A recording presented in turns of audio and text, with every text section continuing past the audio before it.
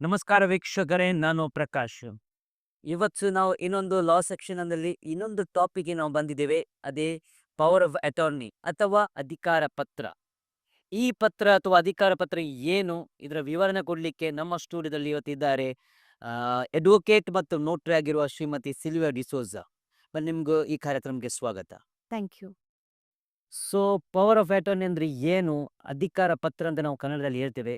ಅದು ಏನಂತೇಳಿ ನಾವು ವಿವರಣೆ ಕೇಳೋಣ. ಇದು ಜನರ ಅಭಿಪ್ರಾಯ ಅಥವಾ ಜನರ ಪ್ರಶ್ನೆಗಳು ಇಲ್ಲಿದೆ ಮೇಡಮ್. ಸೊ ಅಧಿಕಾರ ಪತ್ರ ಅಂದ್ರೆ ಏನಿದು? ಅಧಿಕಾರ ಪತ್ರ ಅಥವಾ ಜನರಲ್ ಪವರ್ ಆಫ್ ಅಟಾರ್ನಿ ಅಂತ ಹೇಳಿದ್ರೆ, ಒಬ್ಬ ವ್ಯಕ್ತಿಗೆ ತಾನು ಮಾಡ್ಲಿಕ್ಕೆ ಆಗದ ಕೆಲಸಗಳನ್ನ, ಅಂದ್ರೆ ಅವರ ಆಬ್ಸೆನ್ಸ್ ಅಲ್ಲಿ ಒಂದು ಅವರ ಪ್ರಾಪರ್ಟಿಯ ಬಗ್ಗೆ ಆಗ್ಲಿ ಅಥವಾ ಯಾವುದಾದ್ರೂ ಒಂದು ಆ, ವ್ಯವಹಾರ ಟ್ರಾನ್ಸಾಕ್ಷನ್ ನ ಬಗ್ಗೆ ಮಾಡ್ಲಿಕ್ಕೆ ಆಗದೇ ಇರುವಾಗ ಇನ್ನೊಬ್ಬರಿಗೆ ನೇಮಿಸುವುದು, ಏಜೆಂಟ್ ಅಂತೇಳಿ ಹೇಳ್ಬಹುದು. ಅದಕ್ಕೆ ಪವರ್ ಆಫ್ ಅಟಾರ್ನಿ ಅಂತ ಹೇಳುದು, ಅಧಿಕಾರ ಪತ್ರ ಕೊಡುದು. ನಾನೀಗ ಹೇಳಿದೆ, ನನಗೆ ನನ್ನ due to some unavoidable circumstances ನನಗೆ ಆ ಕೆಲಸ ಮಾಡ್ಲಿಕ್ಕೆ, ಟ್ರಾನ್ಸಾಕ್ಷನ್ ಮಾಡ್ಲಿಕ್ಕೆ ಆಗುದಿಲ್ಲ, ನಾನು ಇನ್ನೊಬ್ಬರಿಗೆ ಅಧಿಕಾರ ಕೊಡುದು, ಆಥರೈಸೇಷನ್ ಲೆಟರ್. ಓಕೆ, ಇದು ಅದರಲ್ಲಿ ಇದೆ ಅಧಿಕಾರ ಪತ್ರ. ಅಧಿಕಾರ ಪತ್ರ ಅಂತ ಹೇಳ್ತೇವೆ ನಾವು. ಮುಕ್ತಿಯಾರಿನಾಮೆ, ಇನ್ನೊಂದು ಕನ್ನಡ ವರ್ಡ್ ಅದಕ್ಕೆ ಮುಕ್ತಿಯಾರಿನಾಮೆ ಅಂತ ಹೇಳಿ ಹೇಳ್ತೇವೆ. First time ನಾನು ಕೇಳಿದೆ ಈ ಪದ. ಹೌದು, ಓಕೆ, ಸೊ ಈ ಅಧಿಕಾರ ಪತ್ರದಲ್ಲಿ ವಿಧಗಳಿವೆಯಾ? ಖಂಡಿತವಾಗಿ ಇದೆ. ಒಂದು ಸಿಂಗಲ್ ಟ್ರಾನ್ಸಾಕ್ಷನ್ ಗೆ ಕೊಡುತ್ತದೆ, ಒಂದು ಕೇವಲ ಒಂದು ಟ್ರಾನ್ಸಾಕ್ಷನ್, ಒಂದು ವ್ಯವಹಾರ ಮಾಡ್ಲಿಕ್ಕೆ ಮಾತ್ರ ಕೊಡುದಿದ್ರೆ ಅದಕ್ಕೆ ಸ್ಪೆಷಲ್ ಪವರ್ ಆಫ್ ಅಟಾರ್ನಿ ಅಂತ ಹೇಳ್ತೇವೆ ನಾವು. ಫಾರ್ ಎಕ್ಸಾಂಪಲ್, ವೆಹಿಕಲ್ ರಿಲೀಸ್ಗೆ, ಒಂದು ವೆಹಿಕಲ್ ಉಂಟು, ಆ ವೆಹಿಕಲ್ ಯಾವುದಾದ್ರೂ ಒಂದು ಆಕ್ಸಿಡೆಂಟ್ಗೆ, ಅಪಘಾತವಾಯಿತು, ಅದು ಪೊಲೀಸ್ ಕಸ್ಟಡಿಯಲ್ಲಿ ಉಂಟು ಅಂತ ಹೇಳಿ ಆದ್ರೆ ಅದಕ್ಕೆ ನಾವು ರಿಲೀಸ್ ಮಾಡ್ಲಿಕ್ಕೆ ಆರ್ ಸಿ ಓನರಿಗೆ ಸ್ವತಃ ಹೋಗ್ಲಿಕ್ಕೆ ಆಗುದಿಲ್ಲ. ಅವರು ಡ್ರೈವರ್ ಅನ್ನು ಕಳಿಸಿದ್ರೆ, ಡ್ರೈವರ್ ಅಥವಾ ಬೇರೆ ಯಾರಿಗಾದ್ರೂ ಸಹ ಪವರ್ ಆಫ್ ಅಟಾರ್ನಿ ಯಾರಿಗೆ ಕೊಟ್ಟಿದ್ದಾರೆ ಅವರಿಗೆ ವೆಹಿಕಲ್ ರಿಲೀಸ್ ಮಾಡ್ಲಿಕ್ಕೆ ಅಧಿಕಾರ ಕೊಡ್ಲಿಕ್ಕೆ ಆಗ್ತದೆ. ಅದು ಸಿಂಗಲ್ ಟ್ರಾನ್ಸಾಕ್ಷನ್, ಒಂದು ವ್ಯವಹಾರ ಮಾಡ್ಲಿಕ್ಕೆ ಮಾತ್ರ. ಪೊಲೀಸ್ ಸ್ಟೇಷನ್ಗೆ ಹೋಗ್ಲಿಕ್ಕೆ ಆ ಒಂದು ವೆಹಿಕಲ್ ಅನ್ನು ಸ್ಟೇಷನ್ ಇಂದ, ನ್ಯಾಯಾಲಯದಿಂದ ಅದನ್ನು ಬಿಡಿಸಿ ಆ ವ್ಯವಹಾರಕ್ಕೆ ಮಾತ್ರ. ಬೇರೆ ಜನರಲ್ ಪವರ್ ಆಫ್ ಅಟಾರ್ನಿ ಅಂತ ಹೇಳಿದ್ರೆ, ಈಗ ಒಂದು ಪ್ರಾಪರ್ಟಿ ಉಂಟು, ಒಂದು ಪ್ರಾಪರ್ಟಿಯ ಇದ್ರೆ ಅದನ್ನು ಅಭಿವೃದ್ಧಿ ಮಾಡ್ಲಿಕ್ಕೆ, ಆ ಪ್ರಾಪರ್ಟಿಗೆ ಈಗ ಡೆವಲಪ್ಮೆಂಟ್ ಮಾಡ್ಬೇಕಾದ್ರೆ, ಲೋನ್ ತೆಗಿಬೇಕಾದ್ರೆ ಬ್ಯಾಂಕಿಗೆ ಹೋಗ್ಬೇಕು, ಅದಕ್ಕೆ ಬ್ಯಾಂಕಿನಲ್ಲಿ ಟ್ರಾನ್ಸಾಕ್ಷನ್ ಮಾಡ್ಲಿಕ್ಕೆ, ಎಲೆಕ್ಟ್ರಿಸಿಟಿ ಇದ್ದು ನಿಮ್ಗೆ ಕನೆಕ್ಷನ್ ತಗೊಳ್ಬೇಕು, ಟೆಲಿಫೋನ್ ಕನೆಕ್ಷನ್ ಬೇಕು, ಪ್ರಾಪರ್ಟಿಯನ್ನು ಕನ್ವರ್ಷನ್ ಮಾಡಬೇಕು, ಅದರಲ್ಲಿ ಮನೆ ಕಟ್ಟಬೇಕು, ಈ ತರ ಬೇರೆ ಬೇರೆ ವ್ಯವಹಾರಗಳು. ಒಂದು ಪ್ರಾಪರ್ಟಿಯಲ್ಲಿ ಬೇರೆ ಬೇರೆ ವ್ಯವಹಾರಗಳನ್ನು ಮಾಡಬೇಕು ಅಂತ ಹೇಳಿದ್ರೆ, ಈಗ ಇಲ್ಲಿ ಜನರಲ್ ಪವರ್ ಆಫ್ ಅಟಾರ್ನಿಯಲ್ಲಿ ಹೇಳೋದಂದ್ರೆ ಬೇರೆ ಬೇರೆ ವ್ಯವಹಾರಗಳನ್ನು ಮಾಡೋದಕ್ಕೆ ಜನರಲ್ ಪವರ್ ಆಫ್ ಅಟಾರ್ನಿ ಅಂತ ಹೇಳ್ತೇವೆ ನಾವು.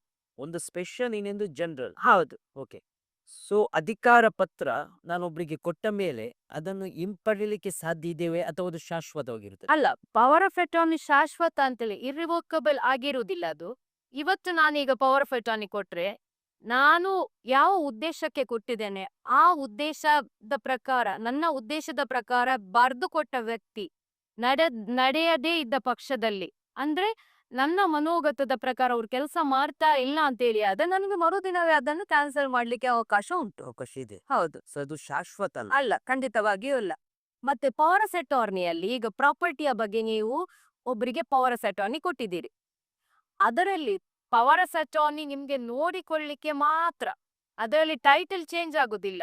ನನ್ನ ಮಾಲಕತ್ವ, ಈಗ ನಾನು ಪವರ್ ಆಫ್ ಅಟಾರ್ನಿ, ನನ್ನ ಆಸ್ತಿಯ ಬಗ್ಗೆ ನಾನು ಇನ್ನೊಬ್ಬರಿಗೆ ಪವರ್ ಆಫ್ ಅಟಾರ್ನಿ ಕೊಟ್ಟಿದ್ದೇನೆ ಅಂತೇಳಿ ಆದ್ರೆ ಅದು ನೋಡಿಕೊಳ್ಳಿಕ್ಕೆ ಮಾತ್ರ, ನನ್ನ ಆಬ್ಸೆನ್ಸ್ ಅಲ್ಲಿ ಅವರಿಗೆ ಕೆಲಸ ಮಾಡ್ಲಿಕ್ಕೆ, ವಿದೌಟ್ ಸೇಲ್ ಕ್ಲಾಸ್ ಇದ್ರೆ ಮಾತ್ರ, ಅಂದ್ರೆ ಸೇಲ್ ಕ್ಲಾಸ್, ಸೆಕ್ಯುಮೆಂಟ್ ಅಂತರ ಆತರ ಏನಾದ್ರು ಬರ್ದ್ರೆ ಮಾತ್ರ ಅದು ರಿಜಿಸ್ಟರ್ ಆಗ್ಬೇಕು. ಆಗಿದ್ರೆ ಮಾತ್ರ ವರ್ಗಾವಣೆ, ಟೈಟಲ್ ಅಂದ್ರೆ ಪ್ರಾಪರ್ಟಿಯ ಟೈಟಲ್, ಮಾಲಕತ್ವ ಓಕೆ, ಚೇಂಜ್ ಆಗ್ತದೆ, ವರ್ಗಾವಣೆ ಆಗ್ತದೆ, ಇಲ್ಲದಿದ್ರೆ ಆಗುದಿಲ್ಲ. ಪವರ್ ಆಫ್ ಅಟಾರ್ನಿ ಬೇಸಿಸ್ ಅಲ್ಲಿ ಸೇಲ್ ಕ್ಲಾಸ್ ಇಲ್ಲದೇ ಇದ್ದ ಪಕ್ಷದಲ್ಲಿ ಮಾಲಕತ್ವ ವರ್ಗಾವಣೆ ಆಗುದಿಲ್ಲ. ಓಕೆ, ಸೊ ಶಾಶ್ವತ ಅಲ್ಲ, ಮಾಲಕತ್ವ ವರ್ಗಾವಣೆ ಆಗುದಿಲ್ಲ. ಮಾಲಕತ್ವ ವರ್ಗಾವಣೆ ಆಗ್ಬೇಕು ಅಂತೇಳಿ ಆದರೆ ನೀವು ರಿಜಿಸ್ಟರ್ ಆಫೀಸ್ನಲ್ಲಿ ಓಕೆ 5% ಸ್ಟಾಂಪ್ ಡ್ಯೂಟಿ ಕಟ್ಟಬೇಕು. ಸರಕಾರಕ್ಕೆ ನಾವು ಸ್ಟಾಂಪ್ ಡ್ಯೂಟಿ ಕಟ್ಟಿ ಅದರಲ್ಲಿ ಸೇಲ್ ಕ್ಲಾಸ್ ಅಂತ ಹೇಳ್ತೇವೆ ನಾವು, ಕನ್ವೇಯನ್ಸ್ ಇದ್ದು ಸ್ಟಾಂಪ್ ಡ್ಯೂಟಿ ಕಟ್ಟಬೇಕು. ಹಾಗಿದ್ರೆ ಮಾತ್ರ ಮಾಲಕತ್ವ ವರ್ಗಾವಣೆ ಆಗ್ತದೆ. ಅದು ಫ್ಯಾಮಿಲಿ ಒಳಗಡೆ ಆದ್ರೆ 5% ಸ್ಟಾಂಪ್ ಡ್ಯೂಟಿ ಬೇಡ. ಫ್ಯಾಮಿಲಿ ಅಂತ ಹೇಳಿದ ಕೂಡಲೇ ಪವರ್ ಆಫ್ ಅಟಾರ್ನಿಗೆ ಒಂದು ಕುಟುಂಬ ಅಂತ ಹೇಳ್ತದೆ. ಅಂದ್ರೆ ಫ್ಯಾಮಿಲಿ ಅಂದ್ರೆ ಸಬ್ ರಿಜಿಸ್ಟರ್ ಆಫೀಸ್ನ ಫ್ಯಾಮಿಲಿ. ಗಂಡ ಹೆಂಡತಿ, ತಂದೆ ತಾಯಿ, ಸಹೋದರ, ಅಜ್ಜ ಅಜ್ಜಿ, ಮೊಮ್ಮಕ್ಕಳು ಈ ತರ ಬರ್ತದೆ. ಸೊ ಈ ಅಧಿಕಾರ ಪತ್ರ ಅಥವಾ ಪವರ್ ಆಫ್ ಅಟಾರ್ನಿ ಇದಕ್ಕೆ ಒಂದು ಏಜ್ ಲಿಮಿಟ್ ಇದೆಯಾ? ಯಾರ ಮುಖಾಂತರ ಅದು ಮಾಡಬೇಕು? ನೋಡಿ, ಪವರ್ ಆಫ್ ಅಟಾರ್ನಿ ಅಟೆಸ್ಟ್ ಮಾಡಿದ್ರೆ ಮಾತ್ರ ಅದಕ್ಕೆ ವ್ಯಾಲ್ಯೂ ಇರುವಂತದ್ದು. ಫ್ಯಾಮಿಲಿ ಒಳಗಡೆ ಅದು ವ್ಯವಹಾರನೆ ಮಾಡ್ಬೇಕು ಅಂತ ಹೇಳಿ ಆದ್ರೆ ನಾರ್ಮಲಿ ನೋಟರಿ ಅವರ ಹತ್ರ ಹೋಗಿ ಅಟೆಸ್ಟ್ ಮಾಡಿದ್ರೆ ಸಾಕಾಗ್ತದೆ. ಈಗ ಸೇಲ್ ಕ್ಲಾಸ್ ಉಂಟು, ಈಗ ಬ್ಯಾಂಕಿನಲ್ಲಿ ಲೋನ್ ತೆಗಿಬೇಕು ಅಥವಾ ಸೇಲ್ ಕ್ಲಾಸ್ ಉಂಟು ಅಂತ ಹೇಳಿ ಆದ್ರೆ ಅದು ರಿಜಿಸ್ಟರ್ಡ್ ಆಗ್ಲೇಬೇಕು. ಈಗ ಅಟ್ ಪ್ರೆಸೆಂಟ್ ಸರ್ಕಾರದ ಕಂಡೀಷನ್ ಪ್ರಕಾರ ರಿಜಿಸ್ಟ್ರೇಷನ್ ಆಗ್ಬೇಕು ಅಂತ ಹೇಳಿ ಅದೇ ಯಾವುದೇ ದಸ್ತಾವೇಜಿಗೆ ಸಂಬಂಧಿಸಿ ಪವರ್ ಆಫ್ ಅಟಾರ್ನಿ ಕೊಡುವಂತದ್ದು ಅಂತ ಹೇಳಿ ಆದ್ರೆ ಅದು ರಿಜಿಸ್ಟ್ರೇಷನ್ ಆಗ್ಲೇಬೇಕು. ಅದು ವಕೀಲರ ಮುಖಾಂತರವೇ ಆಗುವಂತದ್ದು ಅಥವಾ ದಸ್ತಾವೇಜು ಬರಹಗಾರರ ಮುಖಾಂತರ ಕೂಡ ರಿಜಿಸ್ಟರ್ ಮಾಡ್ಲಿಕ್ಕೆ ಅವಕಾಶ ಉಂಟು.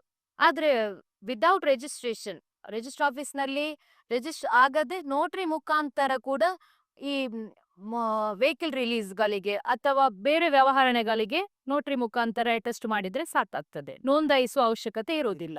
ಸೊ ವಿಲ್ಲಲ್ಲಿ ನಾವು ಮಾತಾಡುವ ಒಂದು ಏಜ್ ಲಿಮಿಟ್ ಇತ್ತು. ಅದಕ್ಕೆ ಸಹ ಏಜ್ ಲಿಮಿಟ್ ಇದೆಯಾ? 18 ವರ್ಷ ಮೇಲ್ಪಟ್ಟವರು ಸ್ವತಃ ಬರೆದು ಕೊಡ್ಲಿಕ್ಕೆ ಆಗ್ತದೆ. ಕೆಲವೊಮ್ಮೆ ಏನಾಗ್ತದೆ ಅಂತ ಹೇಳಿದ್ರೆ ಮೈನರ್ ಪರವಾಗಿ, ಅಪ್ರಾಯಸ್ಥರ ಪರವಾಗಿ ಅವರ ರಕ್ಷಕರು ತಂದೆ ಅಥವಾ ತಾಯಿ ಬರೆದು ಕೊಡ್ತಾರೆ. ಬಟ್ ಅದು ರಿಜಿಸ್ಟ್ರೇಷನ್ಗೆ ಆಗುವಾಗ ಪವರ್ ಆಫ್ ಅಟಾರ್ನಿ ತಂದೆ ತಾಯಿ ಅಪ್ರಾಯಸ್ಥರ ಬಗ್ಗೆ ರಕ್ಷಕರೇ ಆಗ್ಬೇಕು, ಹೆತ್ತವರು ಮಾತ್ರ ಆಗುವಂಥದ್ದು. ಇಲ್ಲದಿದ್ರೆ ಕೋರ್ಟ್ ಗೈಡೆನ್ ಮುಖಾಂತರ ಕೋರ್ಟ್ ಗೈಡೆನ್ ಅಪಾಯಿಂಟ್ಮೆಂಟ್ ಮಾಡ್ಬೇಕಾಗ್ತದೆ. ಹೌದು. ಸೊ ಈಗ ಅಧಿಕಾರ ಪತ್ರ ಅಥವಾ ಪವರ್ ಆಫ್ ಅಟಾರ್ನಿ ಮಾಡುವಾಗ ಫ್ಯಾಮಿಲಿ ಮೆಂಬರ್ಸ್ ಬಿಟ್ಟು ಮೂರನೇ ವ್ಯಕ್ತಿಗೆ ಮಾಡಬಹುದಾ? ಖಂಡಿತವಾಗಿ ಕೂಡ ಮಾಡಬಹುದು. ಈಗ ಪವರ್ ಆಫ್ ಅಟಾರ್ನಿ ನಾರ್ಮಲಿ ಆಗಿ ಕೊಡುವಂತದ್ದು ಯಾರಿಗೆ? ನಮ್ಗೆ ಯಾರ ಮೇಲೆ ವಿಶ್ವಾಸ ಉಂಟು, ನಾವು ಹೇಳಿದಾಗೆ ಅವ್ರು ಕೆಲಸ ಮಾಡ್ತಾರೆ ಅಂತವರಿಗೆ ಮಾತ್ರ ಕೊಡುವಂತದ್ದು.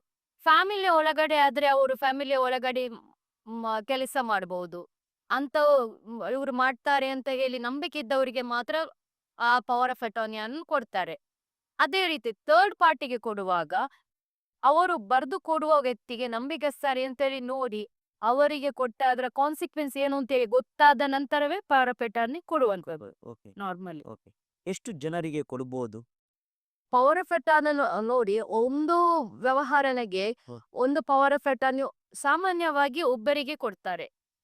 2-3 ಜನರಿಗೆ ಕೊಡಬಾರ್ದು ಅಂತೇಳಿ ಏನಿಲ್ಲ. ಕೊಟ್ರೆ ಅದರ ಅವರು ಕೊಟ್ಟವರು ಎಲ್ಲರೂ ಒಂದೇ ತರ ಕೆಲಸ ಮಾಡ್ತಾರೆ ಅಂತ ಹೇಳಿ ಮಾಡದಿದ್ದರೆ ಕಾನ್ಫ್ಲಿಕ್ಟ್ ಎದುರಾಗ್ತದೆ.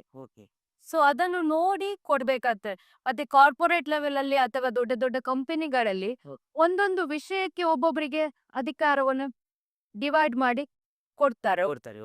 ಸಾಮಾನ್ಯವಾಗಿ ಇಲ್ಲಿ ಈಗ ನಮ್ಗೆ ದಕ್ಷಿಣ ಕನ್ನಡದಲ್ಲಿ ದಿನನಿತ್ಯ ಕೆಲಸಗಳಿಗೆ ಈ ತರ 2 ಜನರಿಗಿಂತ ಮೇಲ್ಪಟ್ಟು ಕೊಡುವ ಸಂಭವ ಕಡಿಮೆ. ಪವರ್ ಆಫ್ ಅಟಾರ್ನಿ ಎಕ್ಸಿಕ್ಯೂಟ್ ಮಾಡೋದು ಸಾಮಾನ್ಯವಾಗಿ ಒಬ್ಬರಿಗೆ ಕೊಡ್ತಾರೆ. ಹೌದು. ಸೊ ಒಂದು ವೇಳೆ ಮೃತಪಟ್ಟರೆ, ಸೊ ಡೆತ್ ಆದ್ರೆ ಆ ರೀತಿಯಲ್ಲಿ ಏನ್ ಮಾಡ್ಬೋದು? ಪವರ್ ಆಫ್ ಅಟಾರ್ನಿ ಬರೆದು ಕೊಟ್ಟ ವ್ಯಕ್ತಿ ಒಂದು ವೇಳೆ ಮೃತಪಟ್ರೆ ಆ ಪವರ್ ಆಫ್ ಅಟಾರ್ನಿ ಮತ್ತೆ ವ್ಯಾಲಿಡ್ ಆಗುದಿಲ್ಲ. ಡೆತ್ ಆದ ನಂತರ ಆ ಬರೆದು ಕೊಟ್ಟ ವ್ಯಕ್ತಿಯ ಪವರ್ ಆಫ್ ಅಟಾರ್ನಿ ತಗೊಂಡು ಯಾವುದೇ ವ್ಯವಹಾರ ಮಾಡಿದ್ರೆ ಅದು ಸಿಂಧು ಆಗಿರುವುದಿಲ್ಲ. ಅಸಿಂಧು ಆಗ್ತದೆ. ಅದು ಪವರ್ ಆಫ್ ಅಟಾರ್ನಿ ಡೆತ್ ಆದ ಕೂಡಲೇ ಅದರ ವ್ಯಾಲಿಡಿಟಿ ಹೋಯ್ತು. ಸೊ ಕೊನೆಯದಾಗಿ ಈ ಪವರ್ ಆಫ್ ಅಟಾರ್ನಿ ಬಗ್ಗೆ ಏನ್ ಹೇಳಲಿಕ್ಕೆ ಇಷ್ಟಪಡ್ತೀರಾ? ಪವರ್ ಆಫ್ ಅಟಾರ್ನಿ ಅಂತ ಹೇಳಿದೆ ಅಗತ್ಯಕ್ಕೆ ಇರುವಾಗ, ಈಗ ಫಾರ್ ಎಕ್ಸಾಂಪಲ್ ಪ್ರಾಯಸ್ಥರು, ಇಲ್ ಹೆಲ್ತ್, ವೃದ್ಧಾಪ್ಯ ಆಗಿರ್ಬೋದು, ಒಂದು ಏಜ್ಡ್ ಓಲ್ಡ್ ಆದ ಕೂಡಲೇ ಪ್ರಾಯ ಜಾಸ್ತಿ ಆದ ಕೂಡಲೇ ಅವರಿಗೆ ಬ್ಯಾಂಕಿಗೆ ಹೋಗ್ಲಿಕ್ಕೆ ಆಗುದಿಲ್ಲ, ರಿಜಿಸ್ಟರ್ ಆಫೀಸಿಗೆ ಹೋಗ್ಲಿಕ್ಕೆ ಆಗುದಿಲ್ಲ ಅಂತವರು ಕೊಡ್ತಾರೆ. ಅಥವಾ ಬೇರೆ ಅಗತ್ಯ ಆ ಟ್ರಾನ್ಸಾಕ್ಷನ್ ಟೈಮಿನಲ್ಲಿ ಇರುವುದಿಲ್ಲ, ಆ ಜಾಗದಲ್ಲಿ ಇರುವುದಿಲ್ಲ ಅಂತವರು ಮಾತ್ರ ಕೊಡ್ತಾರೆ. ಪವರ್ ಆಫ್ ಅಟಾರ್ನಿ ಕೊಡುವಾಗ ಯಾರ ಮೇಲೆ ವಿಶ್ವಾಸ ಉಂಟು, ನಾವು ಉದ್ದೇಶಿಸಿದ ಕೆಲಸ ಸರಿಯಾಗಿ ಮಾಡ್ತಾರೆ ಅಂತ ಹೇಳಿ ಗೊತ್ತಿದ್ದ ವ್ಯಕ್ತಿಗೆ ಪವರ್ ಆಫ್ ಅಟಾರ್ನಿ ಕೊಡಿ ಅಂತ ಹೇಳಿ ಕೇಳ್ತೇನೆ. ಸೊ ಇಷ್ಟೊತ್ತಿಗೆ ನಾವು ಪವರ್ ಆಫ್ ಅಟಾರ್ನಿ ಅಥವಾ ಅಧಿಕಾರ ಪತ್ರ ಬಗ್ಗೆ ಸವಿಸ್ತಾರವಾಗಿ ನಾವು ಕೇಳಿದ್ದೇವೆ. ಇದು ಚಾನಲ್ನ ಸಬ್ಸ್ಕ್ರೈಬ್ ಮಾಡಿ, ಇತರಿಗೆ ನೀವು ಶೇರ್ ಮಾಡಿ ಅಂತ ಹೇಳುತ್ತಾ ಇವತ್ತಿನ ಈ ಒಂದು ಎಪಿಸೋಡ್ ಮುಕ್ತಾಯ ಮಾಡ್ತೇನೆ. Thank you so much.